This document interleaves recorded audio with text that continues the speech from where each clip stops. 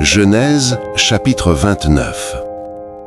Jacob se mit en marche et s'en alla au pays des fils de l'Orient.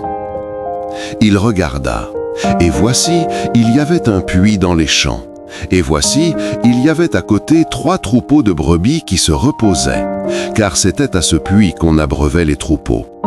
Et la pierre sur l'ouverture du puits était grande. Tous les troupeaux se rassemblaient là. On roulait la pierre de dessus l'ouverture du puits, on abreuvait les troupeaux et l'on remettait la pierre à sa place sur l'ouverture du puits.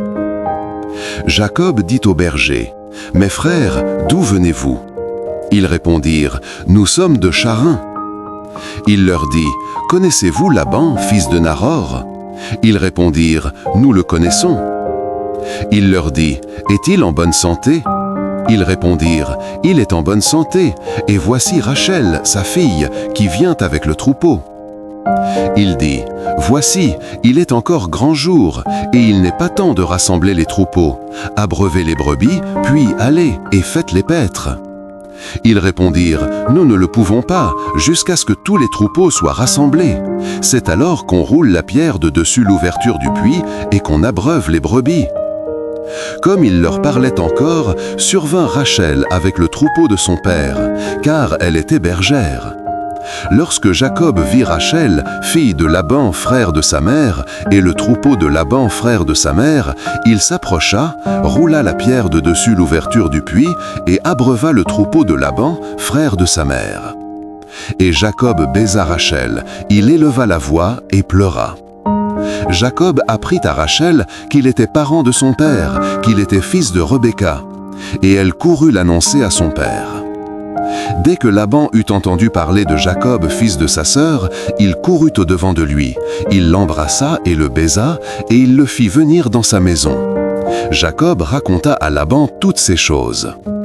Et Laban lui dit, « Certainement, tu es mon os et ma chair. » Jacob demeura 1 mois chez Laban. Puis Laban dit à Jacob, « Parce que tu es mon parent, me serviras-tu pour rien?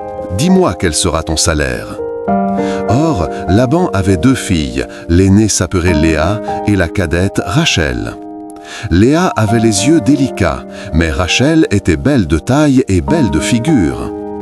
Jacob aimait Rachel, et il dit, « Je te servirai 7 ans pour Rachel ta fille cadette. » Et Laban dit, « J'aime mieux te la donner que de la donner à un autre homme, reste chez moi. » Ainsi, Jacob servit 7 années pour Rachel, et elles furent à ses yeux comme quelques jours, parce qu'il l'aimait.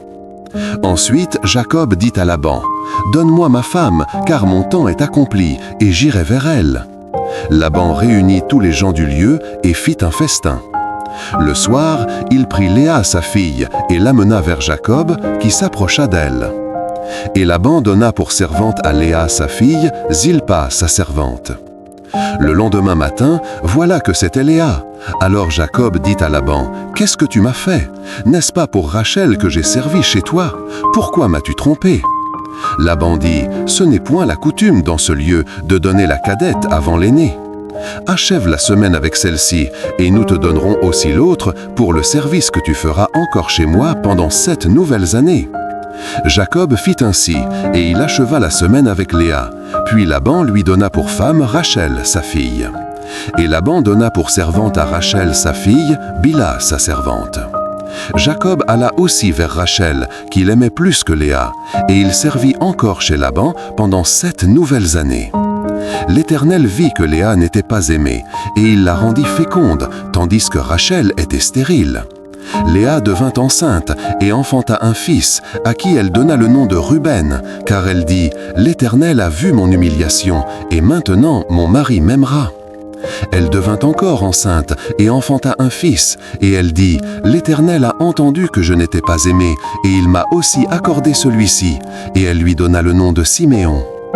Elle devint encore enceinte et enfanta un fils, et elle dit, « Pour cette fois, mon mari s'attachera à moi, car je lui ai enfanté 3 fils.